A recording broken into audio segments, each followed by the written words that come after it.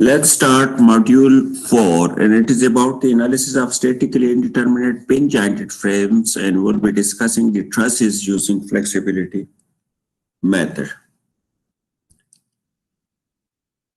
Remember, procedure is exactly the same. The only difference is in case of the frames, the predominant actions were the moments.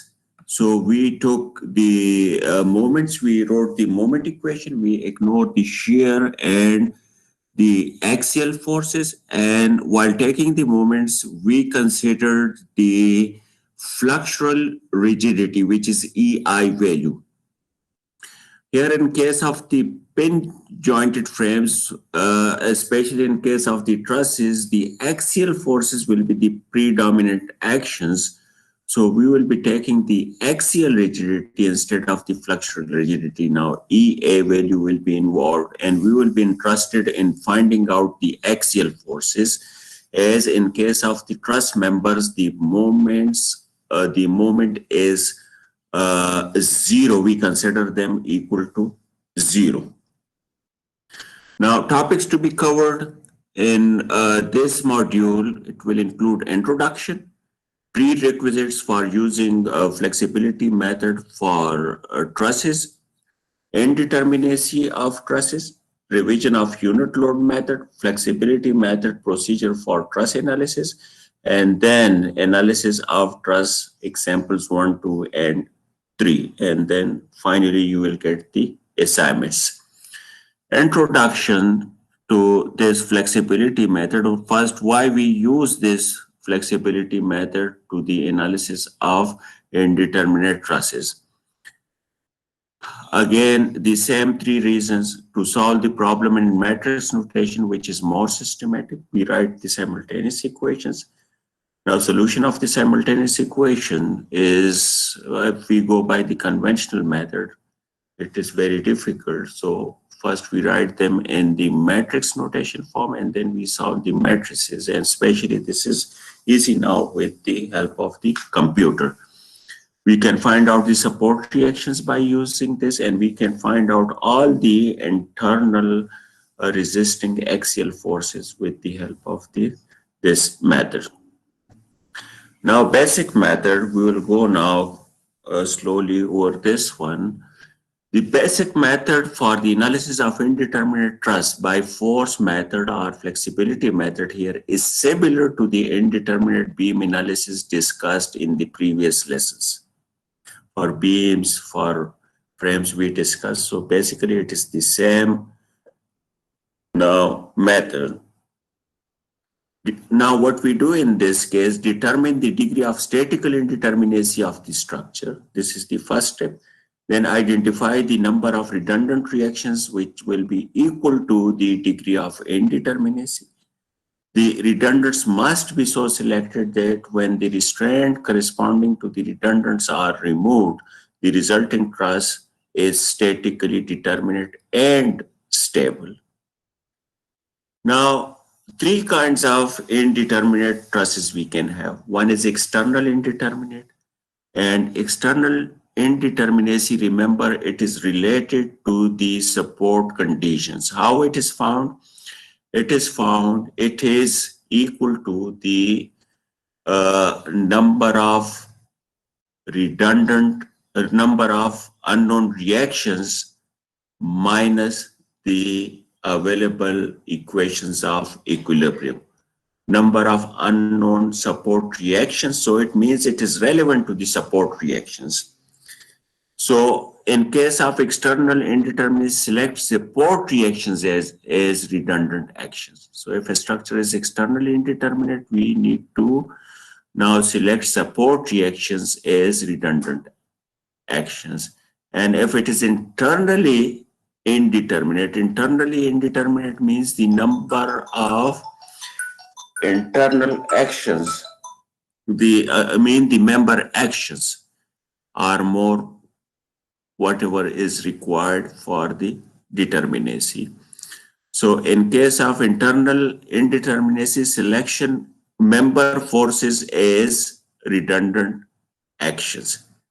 So in case of internal indeterminacy, we select the member forces as redundant actions, and how the structure is made internally determinate. We cut that member. We release the member force. Now we'll discuss this. And if a structure is externally as well as internally indeterminate, which we call total indeterminacy, then the structure is the redundant actions are taken as support reaction as well as the member forces. So external indeterminacy with the support reactions, internal indeterminacy with the member forces, and the total indeterminacy depending now. So it will be the summation of support reaction as well as the member forces.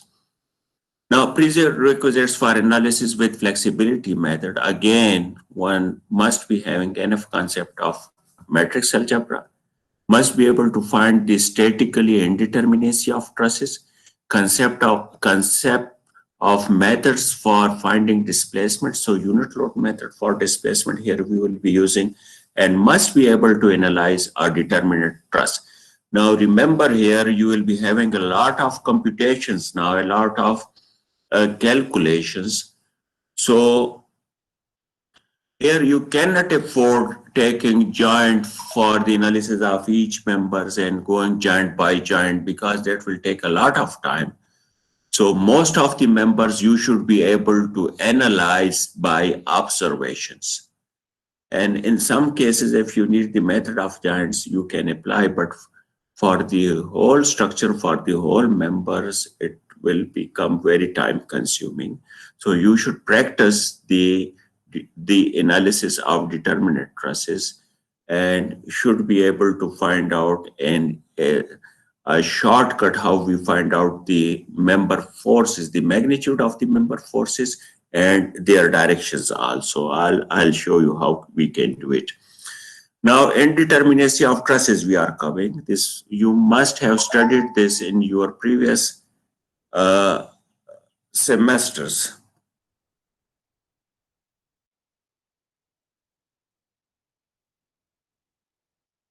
Now, the truss is said to be statically indeterminate when the total number of reactions and the member axial forces exceed the total number of static equilibrium equations. So statical indeterminacy, which is the total indeterminacy, it is equal to m plus r minus 2j, where m is the number of members, r is the number of support reactions, and j is the number of joints. So from this you can find out the total statical indeterminacy. But remember that if you know the total statical indeterminacy, it does not tell you how much it is externally indeterminate and how much it is internal indeterminacy. Why? That is important. Knowing the external indeterminacy and internal indeterminacy separately, that is important. And the reason is, if it is external indeterminate structure, you need to release the support reactions accordingly. And if it is internally indeterminate, then you need to release the member forces accordingly. So separately, you will have to find out the external and internal indeterminacies. So from now, the addition of the member plus reactions, it must be equal to twice the number of joints. Why twice the number of joints? Because it is a plane truss, and in plane truss, at each joint, two equilibrium equations are available. That is summation of fx is equal to 0 and summation of fy is equal to 0. So if they are equal, the structure is statically determinate. And if m plus r exceeds this minus 2j, then it means that will give you the number of the degree of statical indeterminacy.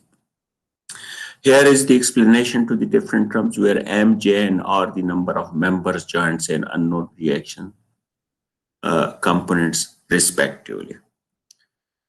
Now, types of indeterminate trusses. There are three different types of statically indeterminate trusses.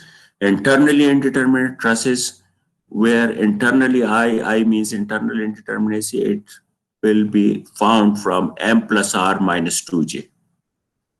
M plus 3 minus 2j, m plus 3 actually, this is not m plus r, m plus 3 minus 2j.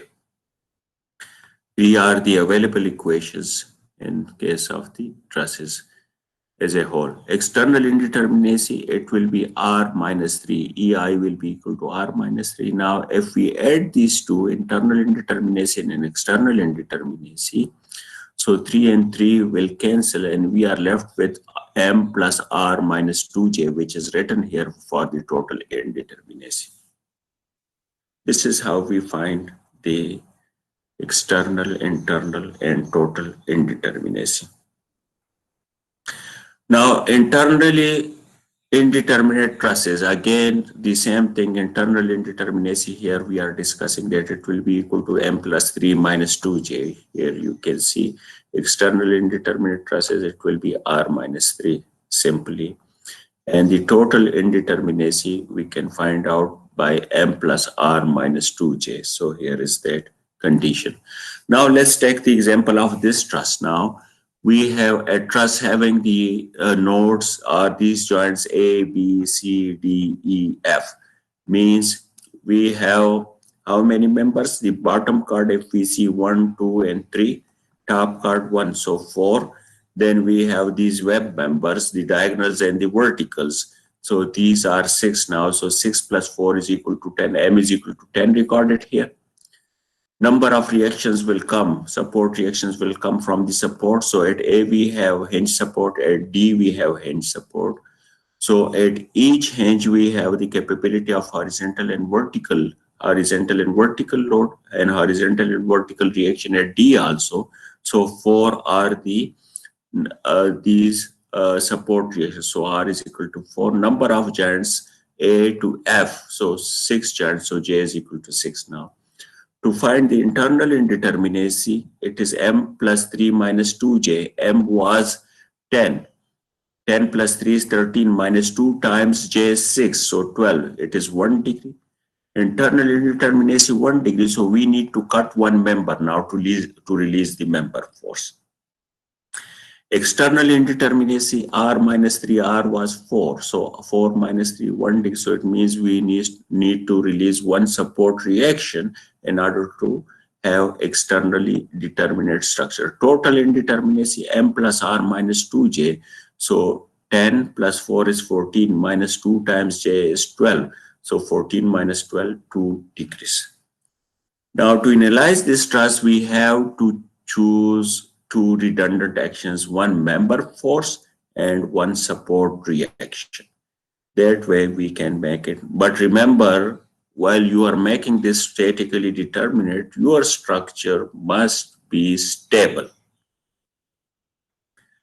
And the definition of the truss is that the truss members should be arranged in a triangular fashion. Now, Euler load method for displacement, the revision of that one, it is having exactly the same configuration as that of the moment equation. In moment, let's go one by one. This method is based on the principle of virtual work. So the basis for this unit load method is principle of virtual work. Best suitable to find the slope and deflection of primary structure when subjected to external loads and unit loads. Displacement due to actual loads at any point is given by, this is in case of the axial loads we are talking about. Now here we don't have the integral sign. What is the reason? The reason is because the axial forces will be constant throughout the length of the member. In pendulum moment it was changing, and to capture the total now we integrated that because of the variation along the length of the member, but here it is constant. So here we don't take the integral. Dx, if you see, integral was at dx. Here Li, the whole length we are using. Here it was integrated for dx. Now P, it is the axial force. It is now analogous to the capital M value. How it will be calculated? It will be calculated when we subject the released truss under the actual load. So the member forces which will be coming, that will give you the capital P value, like we did for the M values in case of the frames. M1, M2, M3, that will be coming here. This will become our U value because of the unit load corresponding to the redundant actions. So it is the product of P times U now, like there it used to be the product of capital M times M. And EI is replaced by EA now, axial rigidity coming here. So if you see, the nomenclature of this equation is exactly the same as it was in case of the frames, but their M's were involved. Here now the axial forces are involved. Now note, when axial forces are predominant, then use axial rigidity EA instead of EI. So as moments are not involved, axial forces are involved, so we are using EA instead of EI. Now, flexibility coefficient elements will be the product of small u's now accordingly. If it is NM, so U will be also NM, the product of N and M values. If it is NN, so it will be N times N, like F11. So these U1, these will become. If it is F12, so these will also become U1 and U12, the product. So this way, we can find out the flexibility coefficient values. Now, where P are the values of member forces in primary structures subjected to actual loads, and U are the values of member forces in basic determinant structures subjected to unit loads. Now, any question? You see the resemblance now. Resemblance आप यहाँ पे देख रहे हैं. You see the resemblance between the axial and the bending moment के लिए जब हम करते हैं. So if you have any question, you ask me. Otherwise, I'll move. And it is just the analysis of the basic determinate structures. Sir ये I की जगह ये क्यों इस्तेमाल करते हैं, इसकी समझ नहीं है. I की जगह क्या? A क्यों इस्तेमाल करते हैं sir ji? EA.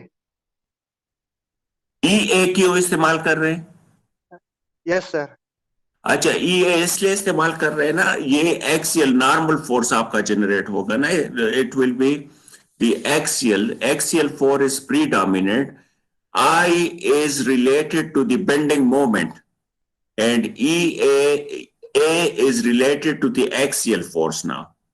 So when you have axial forces predominant, you will be using EA, not EI. Are you getting my point? Thank you. Okay, sir. Axial के लिए आप क्या करते हैं? P divided by A करते हैं कि नहीं? P divided by A, you never do P divided by I. But when you go to the bending moment, so there M, Y, or I you use to find out the stresses. Yes, sir. Okay, now analysis procedure. Analysis procedure is exactly the same as we did in case of the frames. The following steps should be followed to analyze the statical indeterminate truss using flexibility method. First, find the degree of statical indeterminacy. So external indeterminacy and internal indeterminacy, you find out. Step number 1 will be identify redundants accordingly and obtain BDS and then compute the DRS values. Number of redundants will be equal to the degree of statical indeterminacy. So your number of redundants will be equal to the statical indeterminacy. Let's we assume a 2 degrees indeterminate problem here. Assume and 2 redundants we will have to select. Now, remember this note now, when a truss is both externally and internally indeterminate, then choose redundant actions from both member forces and support reactions. DRS is initial support rotation and settlement corresponding to the redundant locations. Step number 2 now, we need to analyze the basic determinate structure now. Primary structure को आप किस condition के, for which conditions you are going to analyze? First, under the actual loads, which will generate the capital P values, and then under the application of the unit loads, which will give you your U1, U2, and so on values. This I is showing the members now for different members. I starts from 1 to N. So that subscript is coming from the member number now, and so on. So exactly the procedure is the same. If a structure is 2 degrees statically indeterminate, you will be analyzing 3 times. If 3 degrees indeterminate, 4 times. Now, here now we make this table now for the member forces. And how this table is formed? First, we write the members. Let's say A, B, B, C, C, D, and these are the members.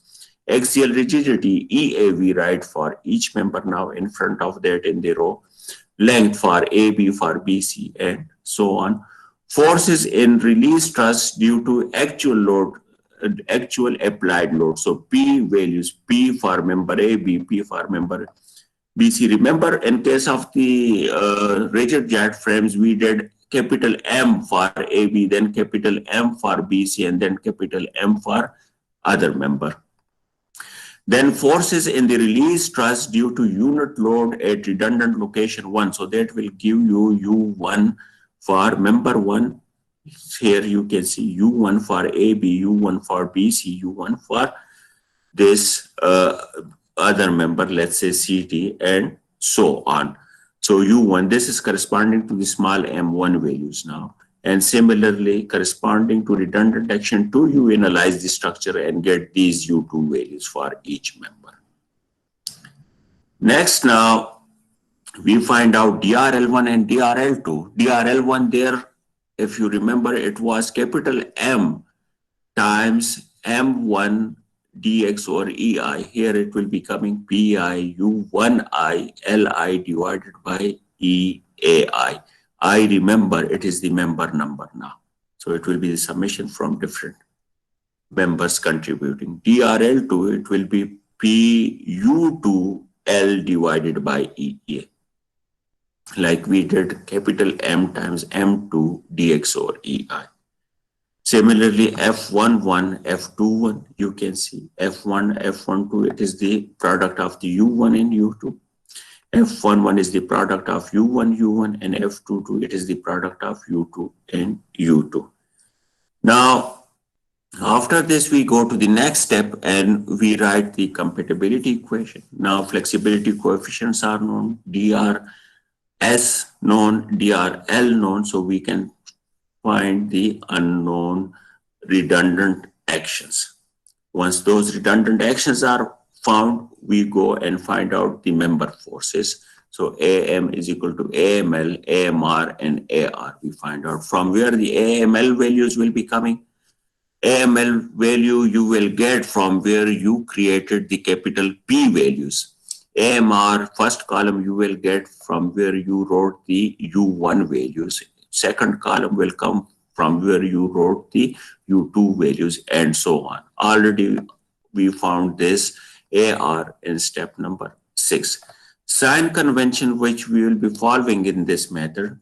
Tension in member will be taken positive. And how we show the tension? When the forces are acting away from the joint. Compression in members will be taken negative. And when, how we show it? When the forces are acting towards the joint. When the forces are acting towards the joint, that will be the sign of the compression, and it will be taken as negative. We come to the actual problem now. Analyze the given truss using flexibility method. So here you see A, B, C, D. These are the joints now. Horizontal we have 20 feet, vertical we have 15 feet. At A we have a hinge support, B roller support, and D we have a roller support. This D roller is different from the B. This B can support vertical load and D can support horizontal load. Now, finding out the external indeterminacy, how many reactions we have? 2 at A, 1 at B, and 1 at D. So for unknowns, we have 3 equations available for the whole structure. So R minus 3 will give you 4 minus 3. It means it is 1 degree external indeterminate. For internal indeterminacy, we were having M plus 3 minus 2J. So M 6 members, 3, it is constant, minus 2 times J, 4 giants. So 9 minus, so 1 degrees it is indeterminate.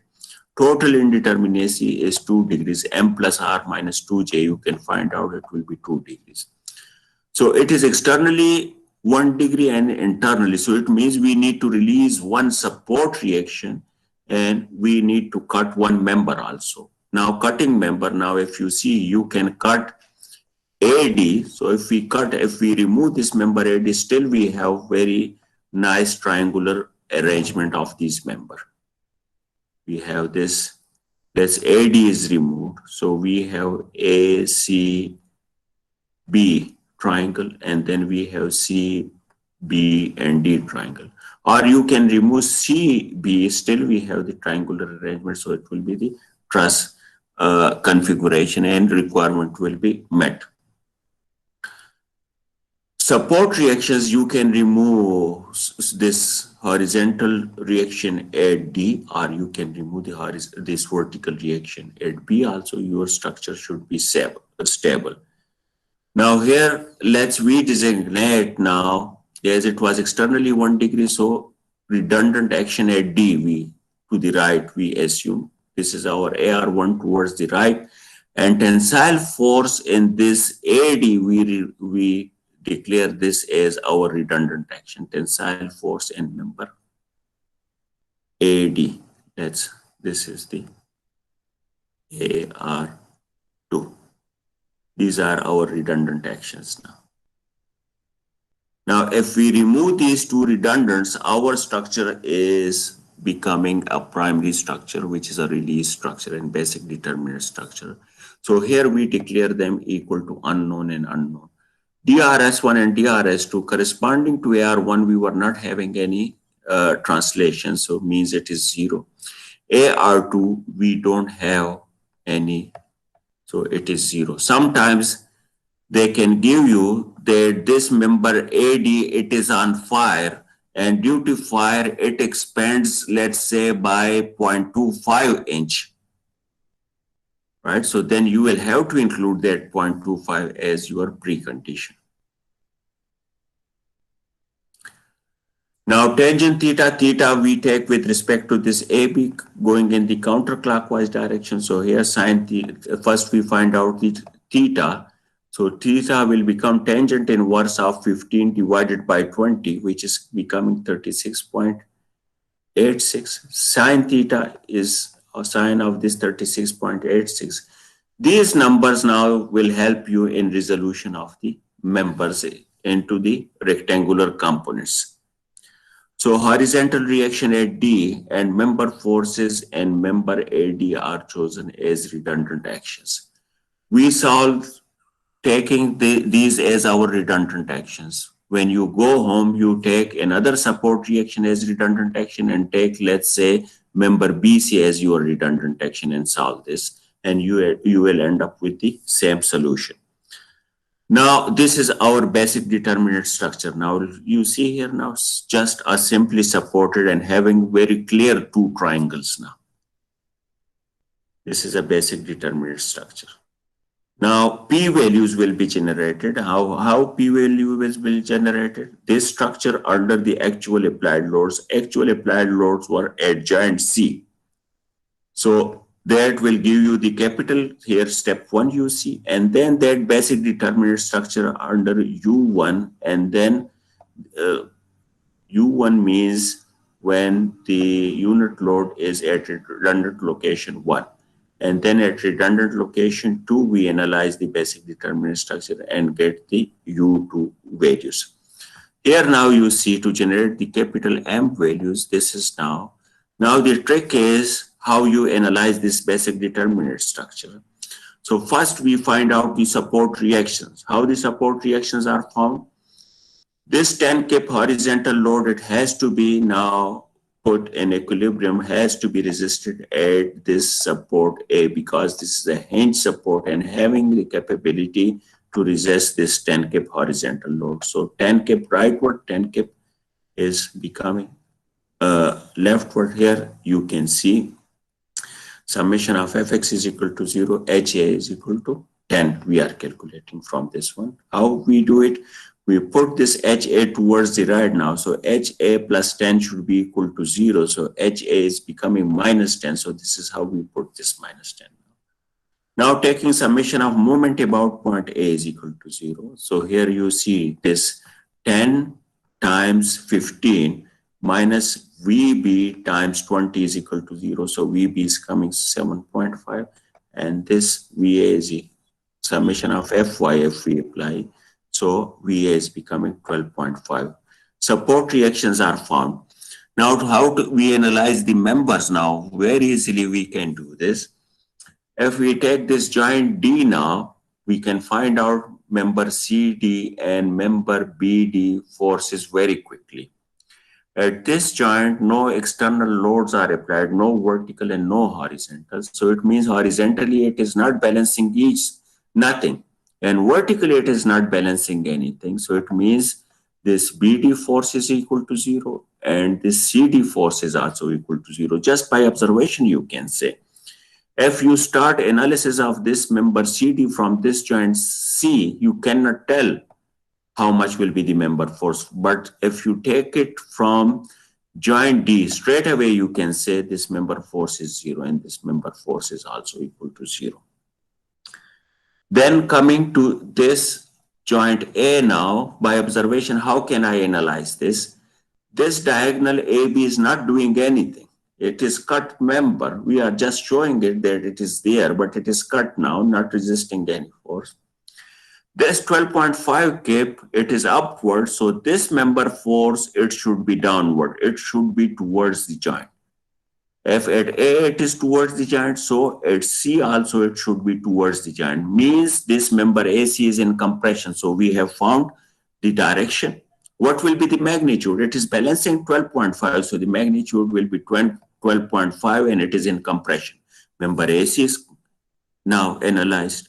You don't need to draw this A and then show the vertical member, then the horizontal member, and then HA and then VA, and then writing the equilibrium equation. Straight away by observation you can do. But remember this observation, it is coming from the experience. You have to now practice these problems. Similarly, now coming to AB now, if you see here, 10 we found for the support reaction. So 10 is leftward. So this at A, this AB force should be rightward directed. So if it is away, at B also it will be away. Means member AB is in tension now. This gives you the direction. What will be the magnitude? Magnitude will be equal to 10 kip. So we analyze this one also. Member AB is also analyzed. Only diagonals BC is now required. Very easily you can find out the direction, the nature of this BC. How? Its vertical component should be balancing this 7.5 upward force. And when that is possible when its component is in the downward direction.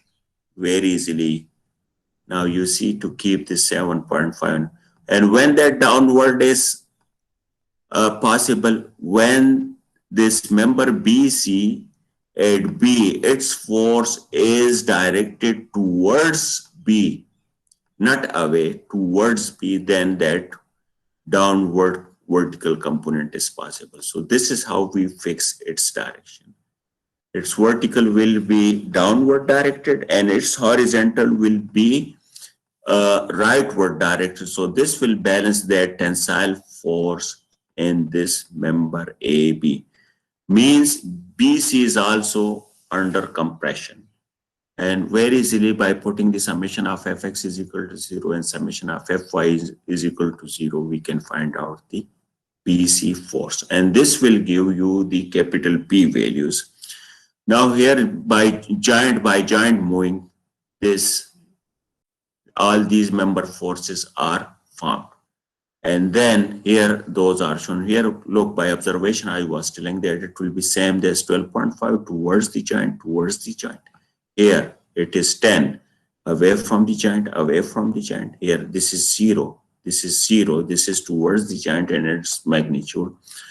Now here member AB, if you see the length is how much it was, we need to go back there and see it was 20 feet.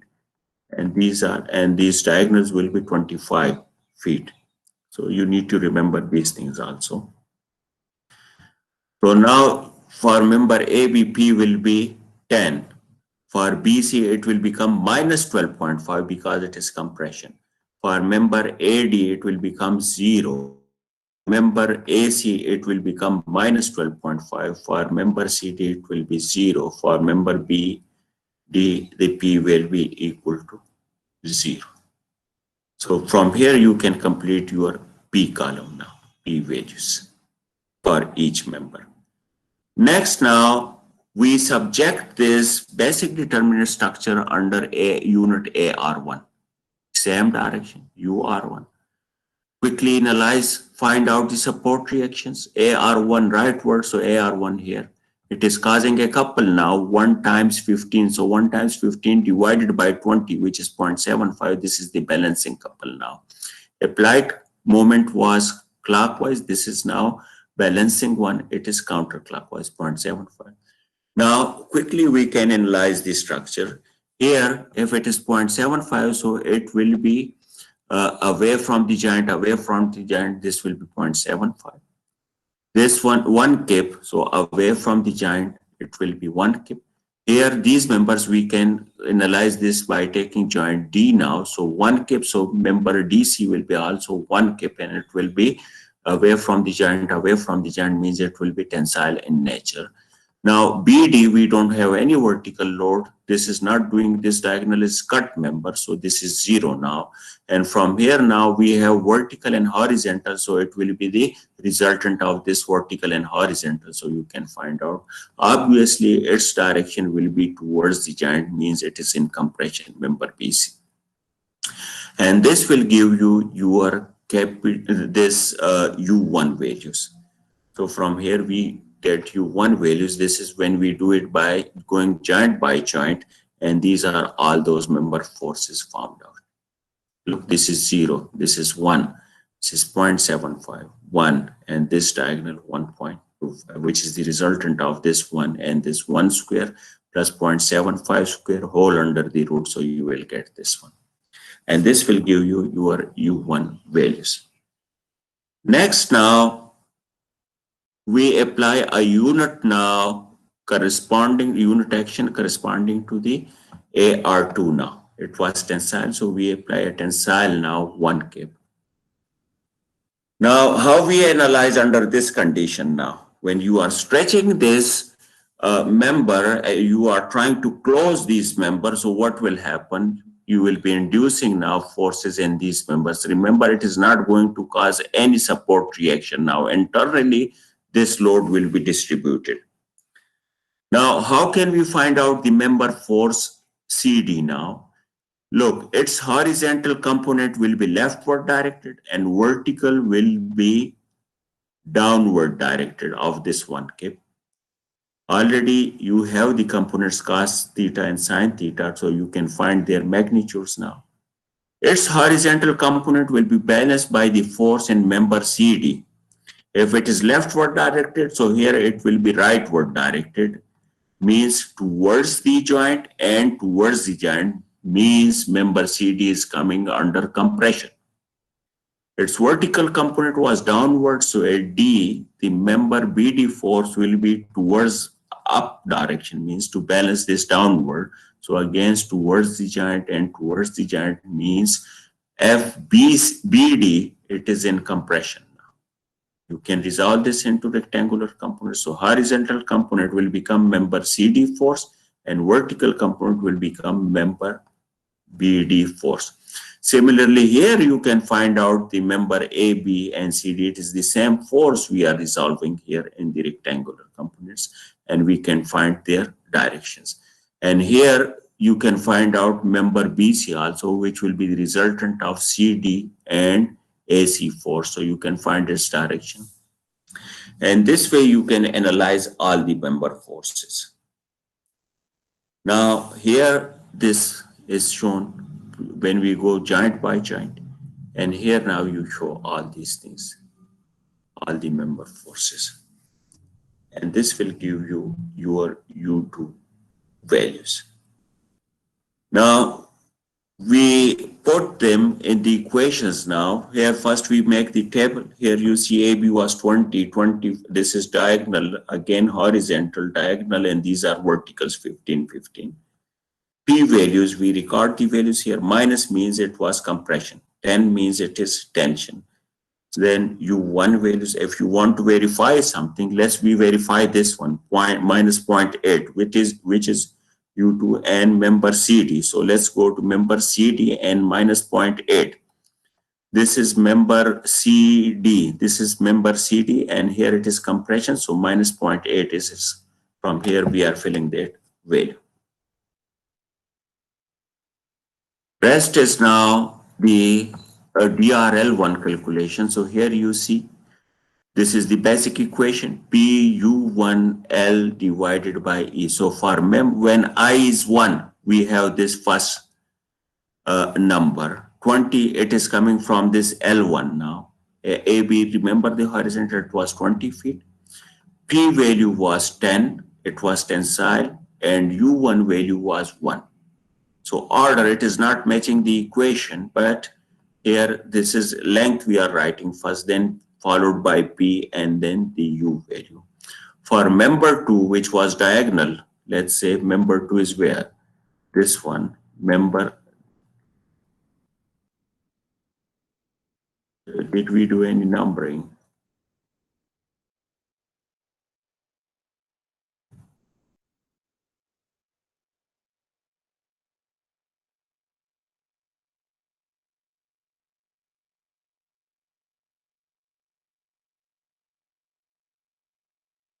Anyways, this is,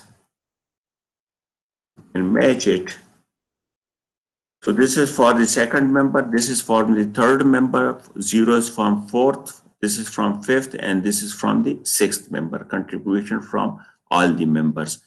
This is when we calculate the F11, we are here at the DRL1. So here, from all these 6 members, with their appropriate signs, remember, length is always positive. So the first number, it is showing the member lengths. Second for the P values, and third for the U values. So all the 6 members contributions are coming here.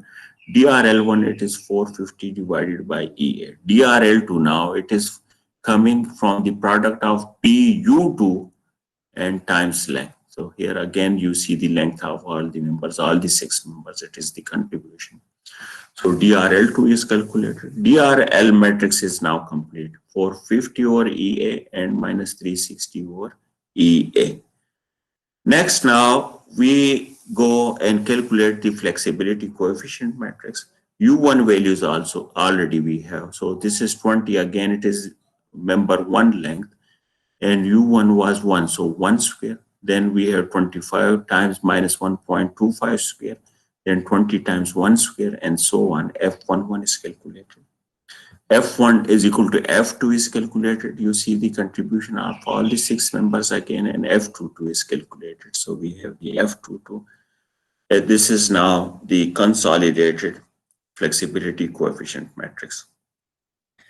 Next, now we go and write the compatibility equation. So compatibility equation is written.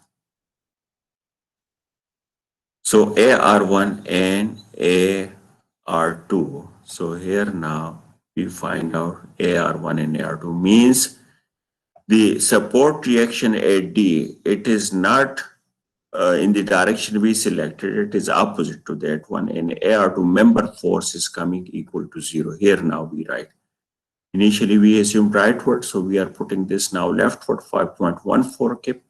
Member force, it is coming 0, so we put this equal to 0.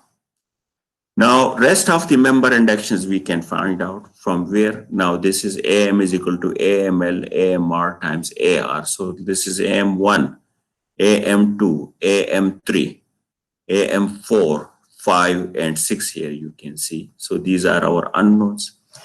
Now, AML value will come from where we calculated the capital P values. AMR first column from where we calculated U1 values, and AMR second column from where we calculated the U2 values. So here now you can see. This is our AM1, so this is becoming now 10. Then we have minus 12.5 and then 0. You need to look at, keep an eye on the AM values. Now tensile we take initially as positive. So 10 minus 12.5 and 0 is here you can see. Then this was the AM4 was here, this diagonal AD. This is 0, so 0 is recorded here. Then minus 12.5 and 0, so minus 12.5 and 0. Next, AMR first column. So AMR first column will be from here, it will become 1 minus 1.25 and then 1, 0 is 0.75 and 0. And second column will be generated from here, from this one. So now here you see all these values. Now, when we do this matrix operation, all the values we have. So you see here AR, we have AMR, we have this now AML values also. When we multiply and summation, so it gives all the member. Now 4.86 AM1, so 4.86 here you see. This BC member force, it was our AM2, which is minus 6.0. Minus means it is compression towards the joint. So towards the joint, you see 6.08. AM3 was this member CD force. It is coming again compression because of this minus, so towards the joint. AM4 was member AD. Here again, you see here it is 0. So this is verification now. And already we found this as AR2. If you don't want to do this here at this stage, you can just skip it. AM5, it is compression now, minus 16.36, so minus 16.36 here. And this is AM6 now, 0, so this is 0. Now, this is analyzed, still we need to find out the support reactions. So support reactions here, now you have these member forces, you can take the summation and you can balance them here. But remember, these support reactions also you can find out with the help of using the flexibility, this matrix approach. How? Let's this vertical reaction at A, I take this as my AS1, support action 1. This horizontal I take as AS2. And this vertical reaction at B, I take this AS3 now.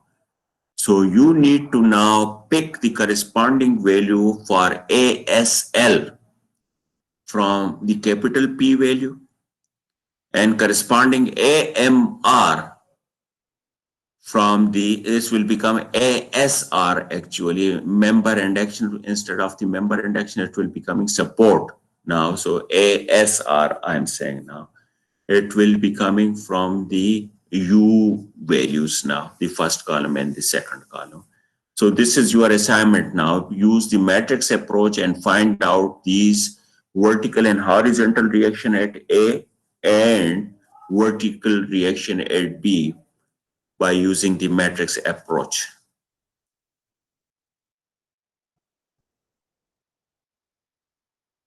Now,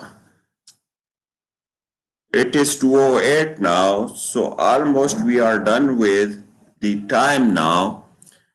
But I can go quickly over problem 2 and maybe problem 3 also. But the thing is, let's stop here. I'll stop my recording now.